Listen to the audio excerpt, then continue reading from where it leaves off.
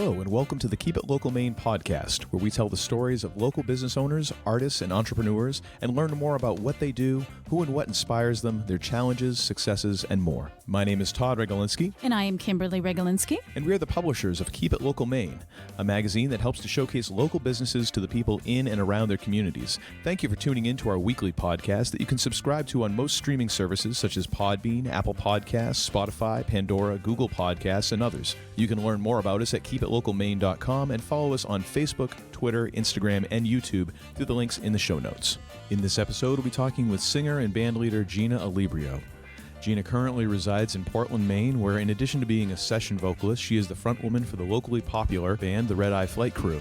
The band features members of nationally acclaimed acts such as Sister Sparrow and the Dirty Birds, as well as Jaw Gems. She recently released her first full-length solo album entitled Atlas. And now, a quick word from our sponsor.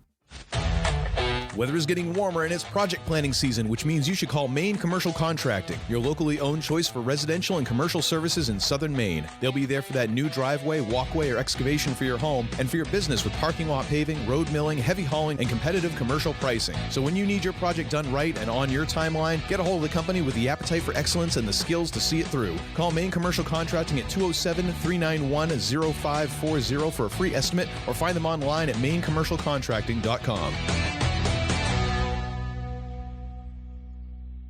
Welcome to the show, Gina. We're so glad to have you here today. Thank you so much. I appreciate you having me. This is so great. We've been so excited to have you on the show. And before we get into talking about your new album, can you share with us how you found your way to Maine?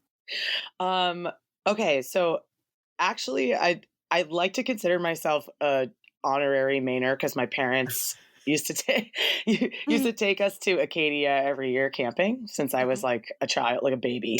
Mm-hmm. So Maine always had like a special spot in my heart for sure. But it was like 2015 and I was like feeling very stagnant in Boston at the time. Just things really weren't working for me in like many capacities. So I got offered a general business wedding gig through the Mid-Coast School of Music as a sub. Mm-hmm. And I came to Portland to rehearse and I was just like, oh my God, I love it here. And later, after we worked really well together on that gig, the Mid-Coast School of Music offered me a job as an instructor. And I kind of was like, cool. And I moved in like a month or like 2 months or something crazy. Nice. So that's what brought me here. And I'm really like 7 years later, I'm like, wow. Very happy I did for sure. Nice. So. And all because of a wedding band sub gig. Yeah, I don't know if I want to really go on record as saying that's the reason. It was sort of like just the, I don't want to say, and I'm trying to avoid saying reason, but it was kind of the catalyst. Yes, the catalyst. See, thank you. My vocabulary is failing me. Yeah, the inciting incident for sure. Definitely. There we go. Yeah. I got you, Todd. All right, thank you. I appreciate that. Oh my goodness, I was dying a death there. So first and foremost, congratulations on your new album. And thank you. Can you kind of talk us through what the writing process and the recording process was for the album? So different than anything I've ever done, that's for sure. Because, well, first of all, I hadn't released anything in a really long time, so. If I'm being completely honest, some of those songs, the conceptualization of a lot of those songs span like over a decade. There's some songs I wrote like over a decade ago on that record. Wow. Yeah. Which people are kind of like, really? Because I always like want to try to see what people think they are, which is really, I'm like, look, which ones do you think it is? But I know that like in 2019, like around February, in January, I moved back to Boston for like a quick sabbatical. I had gone through kind of a major breakup and two of my best friends at the time were living in this warehouse space in Hyde Park.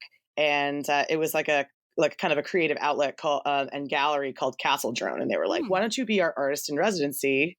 We never had a musician. So like, come, be here until the summertime when, your job gets a bit more busy in Portland. And I was like, that's a great idea. I'll work on an EP, Mm-hmm. And my producer and best friend, Joseph Pirog, who I've like never really done any kind of recording without, honestly. He's kind of my rock. He came to the warehouse. We laid down some stuff. I wrote a couple of new songs. And then, March rolled around and we all know what happened in Yeah. March. Mhm. So we had momentum and then suddenly everything stopped. But I didn't stop writing and conceptualizing what this EP would be. That Mhm. swiftly started turning into like, a full length. At one point, Joey like looked at me like later down the line when you could like meet up with people again. And we were like, testing so that we could be in the same room to work on this thing. Mhm. Like, he was kind of like, are we doing a full length? And I'm like, well, we got the time. Yeah. Neither of us are gigging. So that's how that kind of started. And I really wanted to include as like many people as I could on the record. I think there's a total of 15 different musicians on that Wow. record, Wow. which is like not usually how I operate. Usually it's like we book 7 or 8 days in a studio and we go there and like get after it, like all at once with the same people. Everybody contributed their parts remotely. And it was kind of magical, especially at that time. It was like, I felt like I was able to like bring people together remotely in a way that, which wasn't possible to do, in real life as we call it at that time. But it also gave me way too much time to like mull over the tiny little details. I'd be very happy to not listen to this record again for a while. I can see where that would happen. Well, I had so much time. It's like I had so much time to like edit and, toss around different ideas. And Joey is just a saint. He was so patient with me. So we'll make sure that he gets accolades on in this interview. Yeah. Sure. So I have to ask, I imagine, writing a song is like giving birth, right? It's just got to be this birthing process. And, you're not supposed to have favorite kids, right? But out of, all the songs on the album, is there one that just is your favorite child? Is there one that just really resonates with you? And, is it the lyrics, is there one? Is there that one? I would say that the last track, Warehouses, I think is for me a songwriting win. Definitely. I remember really trying to convey this like feeling of loss in that song. It's kind of a eulogy for like actual people that I've lost, and like kind of this youthful, carefree feeling about being a creative and like what that means, and death of relationships, all that kind of thing. And I remember like I had laid down like the original like backing track. I knew what I wanted it to sound like on the piano, and I was like fiddling around with different like lyrical combinations, and I was like on my way to like a crappy waitressing job that I had at the time. And I was like on my way to work, and like suddenly like it just like suddenly the lyrics just like meshed together in such a way that I pulled over my car and I totally cried. I was like I did it. Wow. So like that song in particular, I was like, oh, this is it. Like I did it. Like that was the feeling when I like put the finishing touches on it. And I love that track because we recorded a lot of it live. Yeah, that's probably my favorite Kid, I'd say. I love that. Yeah. Do you have kind of a set process for writing, or is it a little bit different each time? Sometimes melody comes first. Sometimes I'm just like fiddling around on the keys and I like a chord combination and that's first. But I'm always constantly writing. That's for sure. I have books and books just filled with, I'm so glad no one can see them. Let's just put it that. It's just absolute psychobabble all the time. And then some, and then you have like the book where you pull out all the good stuff and you start putting it into some kind of order. But like sometimes the words are first, sometimes the melody, sometimes the music. I really don't have a regimen. You know what I mean? Yeah. I'm always interested in that because I think there's some people who are very, very structured, and then there's others that what can seem kind of chaotic is actually such an asset. Because when we did our interview with Dave Gutter, oh God, he talked about how he has kind of this process, but he has a series of things that he does. So if something isn't working, he just moves on to the next thing. Well, because he's basically a genius. So, well, I mean, that helps. Yeah. Like, talk about a songwriter. That's like, I would love to know what his process is. Like, let me know on that secret. I'm gonna have to go back and listen to that. I mean, I've seen a couple of things, but it's interesting to me that he's like, well, I don't have one process. I have a bunch of them. And just that shifting of process, I'm like, oh, that makes so much sense. Now, of course, it also makes sense, like you say, for someone who almost seems like they would have to turn that off in order to get any sleep, because otherwise the songs would just keep on batting at the back of their eyeballs. But it's always interesting to me to find out how people do those things and how they approach it. Yeah, it's always been really organic for me. I never really, it's funny, I went to school for musical theater, right? I did not go to school for music. I knew how to read music and I knew how to like play rudimentary piano, but like voice is my number one instrument. So like it's worked in my favor in a way where I'm just like mashing my hands on the keys to what I think sounds good. And people are like, where did you come up with that chord? And I'm like, I don't even know what it is. So good luck. That's awesome. Well, that's good, because in some cases it's like, well, that's totally wrong. Like, yeah, but it sounds good. I'm like, all right. Just something no one ever would have thought about, you know? And like people are like, I really like how you like flatted the seventh there and like picked up the diminished. I'm like, I don't know what you're talking about, but thank you. Like, it's so funny. It's just a G with a demolished eighth over. Demolished. They're like, you really don't know what you're doing. No, I don't. Okay, but truly, it sounds great. I don't. So cool. So I have to ask, when did you first take an interest in music, and how is it that you've really kept nurturing that? I mean, my parents, my family is not like a truly musical family. Like nobody was, like a musician. I mean, my mom played here and there, and my grandfather was a professional guitarist for a while, but like it, then he sold insurance and we never really talked about it. You know what I mean? So, I just was addicted to it. My parents say that I like would just like for hours, those big, like giant headphones in the 80s. I would just like have those on my head listening to like everything, just everything. So it was more like consuming it than like outputting it for a while. I just couldn't get enough of melody and harmony and voices and all that. And then, it became very clear that I was a total ham. So like, I just wanted to be in front of crowds and in front of people, How old were you when you started singing? Oh, I went to like a musical kindergarten where they kind of teach you like solfege and all that. Yeah. Oh, wow. Yeah, I was really lucky. It was run by nuns too. It was super crazy. I don't even know if it still exists, but definitely right from like, first grade, if there was like a chorus piece or like a play, a school play, I just wanted to be on stage in front of people. So I think it would, when I was little, just super little, always singing, always bopping around, but never like, there was never like a harnessing of it until I was, in junior high, really, in high school. So a musical kindergarten run by nuns, like this. So this sounds like, like the new Sister Act movie. It's like Sister Act, the next generation. They were not as cool as Whoopi. They were, they were very, they really liked us to be quiet when we weren't doing what they were telling us to do. That was yeah. So one question I would have, so in all that listening, do you have like one song or one album or whatever that was kind of like the first thing that just sort of blew your mind, where you heard something and you're like, you're just stunned? As a kid? Oh, yeah. I know. Michael Jackson's Thriller, 100. Yeah. 100%. Every track on that, I was glued. And like constantly dancing to it, constantly playing it over and over again. My parents had to like take it away from me at one point. Definitely Thriller, 100. Nice. I've heard stories of like families where they had like one copy of that, and that it had to be like negotiated between children because they would all try and take possession of it. So it was fighting over the cassette or the LP or whatever it was, and just does no, it's my turn. Like, that's just real.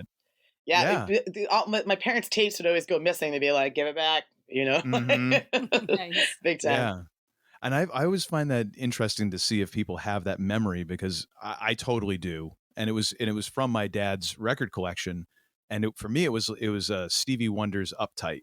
Oh, wow. That's a great one. Just Yeah. hearing that for the first time, I'm just sitting there as a little kid going, "What the Right? heck is this?" Especially those horns just blasting at your face. Like Oh I can, yeah, I mean, yeah, I was already totally. done when it was just beat and like and I think it's drums and I think it's just the guitar. No, there's some bass in Bass, there, I think. Yeah. Mm-hmm. That and then all of a intro sudden the horns kick in, and at that point I was just done. I'm like, just melted.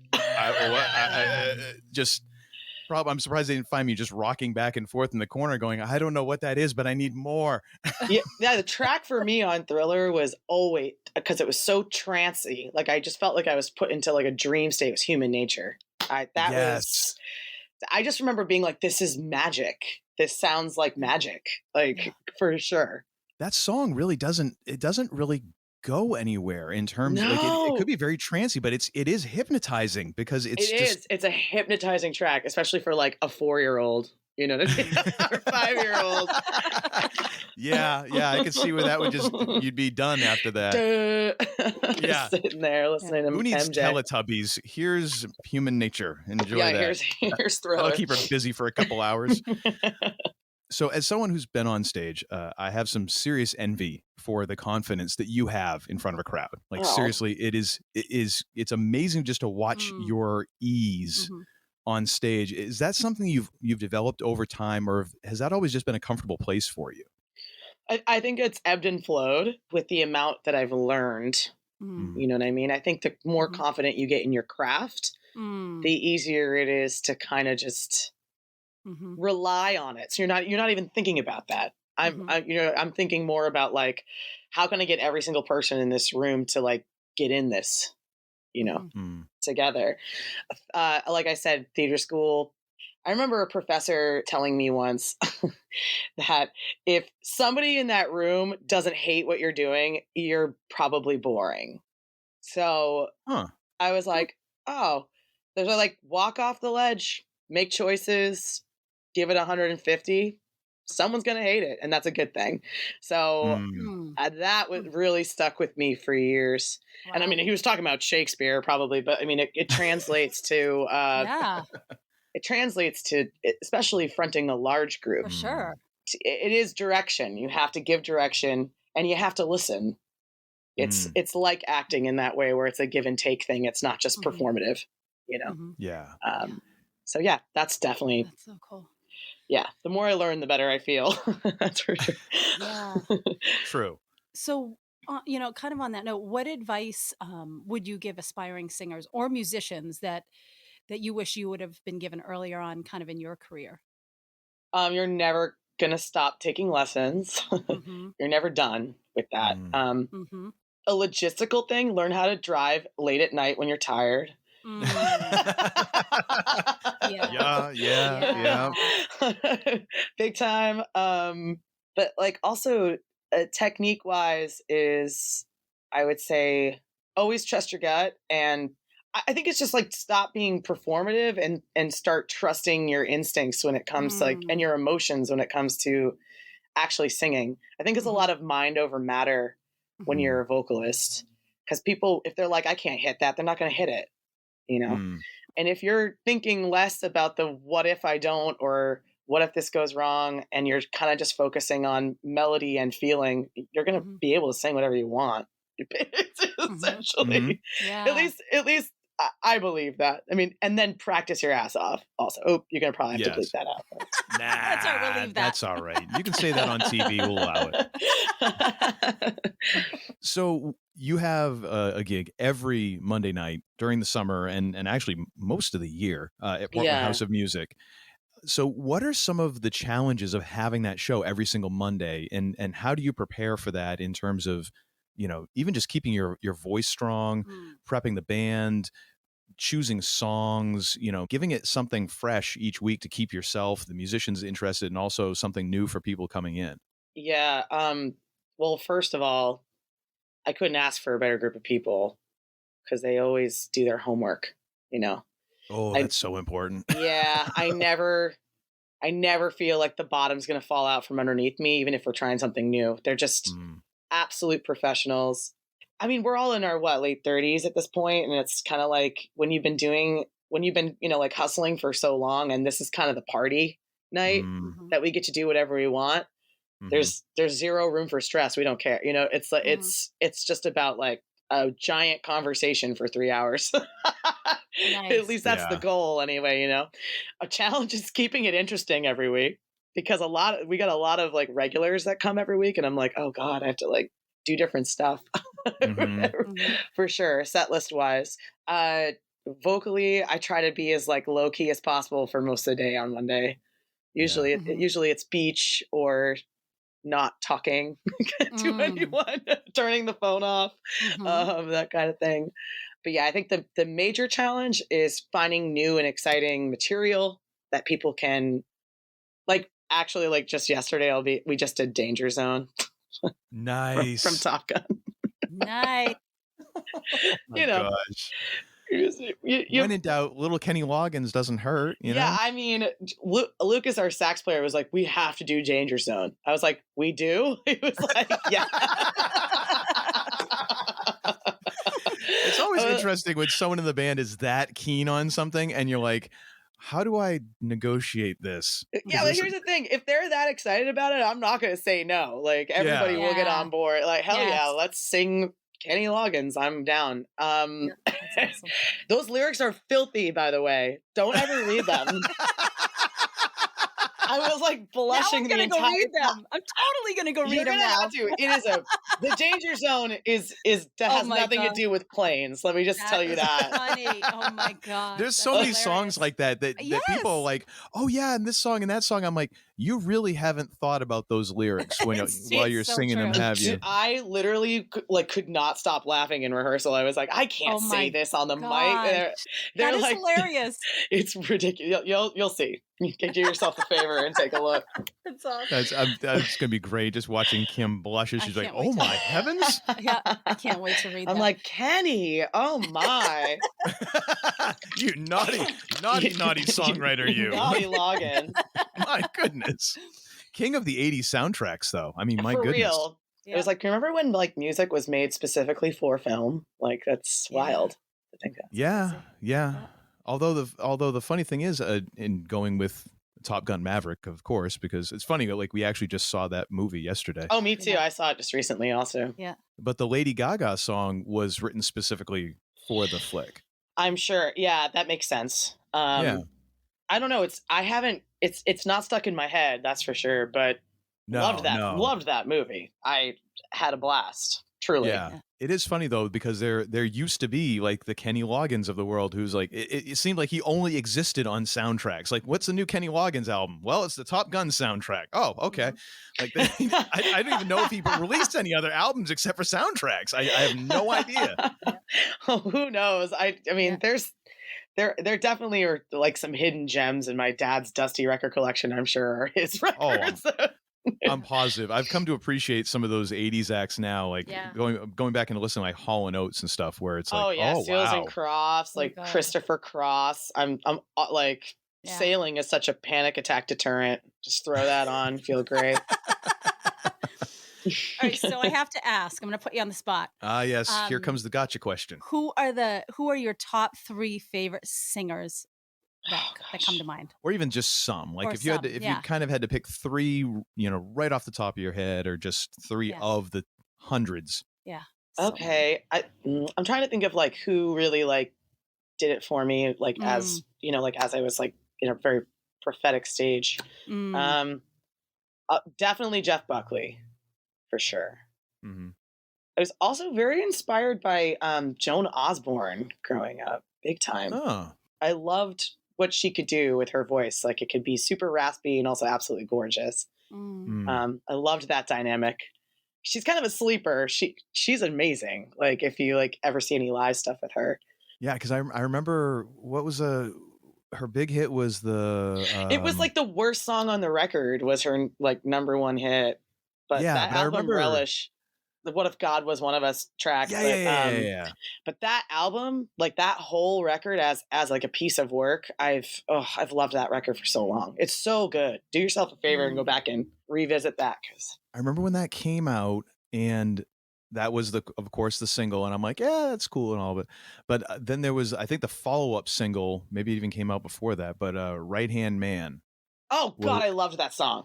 I heard that song, I'm like, oh, now this I can kind of get behind. Like, yeah. That's a fantastic I like song. this. I love that song. So I just bought you a couple extra seconds there. So I know. Now you got 2.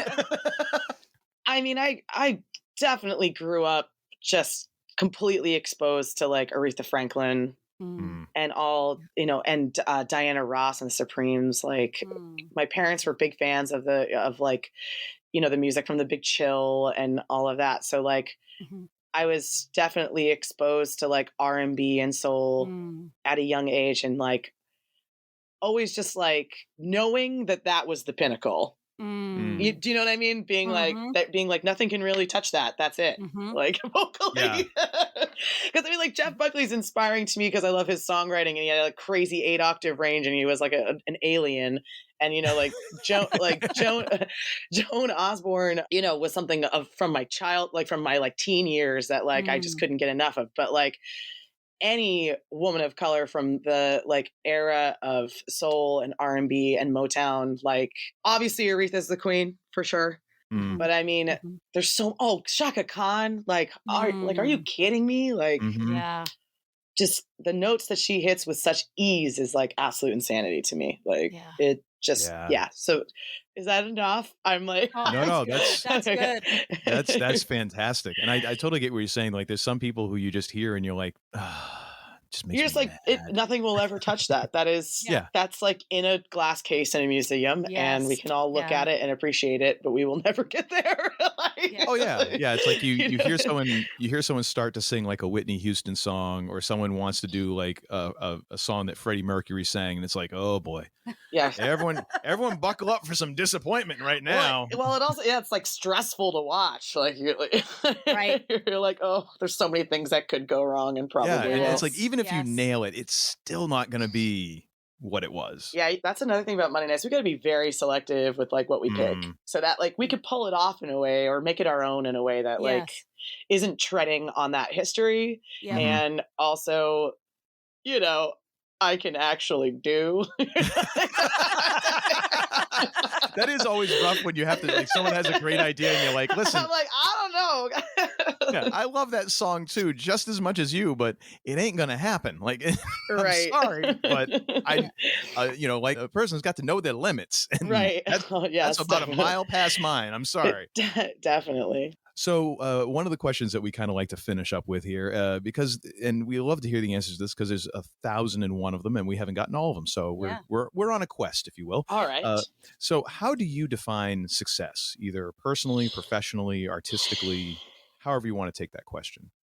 Well, that's a great question. I think that I would define success as when you are making money doing something that doesn't feel like work because you love it so much. And I know that's like a very typical answer, I'm sure, but like, I recently just talked to somebody from Emerson Weekly who asked me the very similar question. And I was like, I play on the pier a lot. We're hustling during the summer, and it's like, some days I can hear, lobster claws cracking more than applause, but I don't care.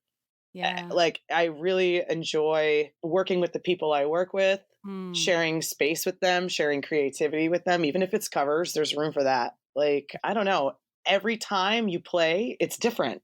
And that's exciting to me. I don't think it'll ever not be exciting to me.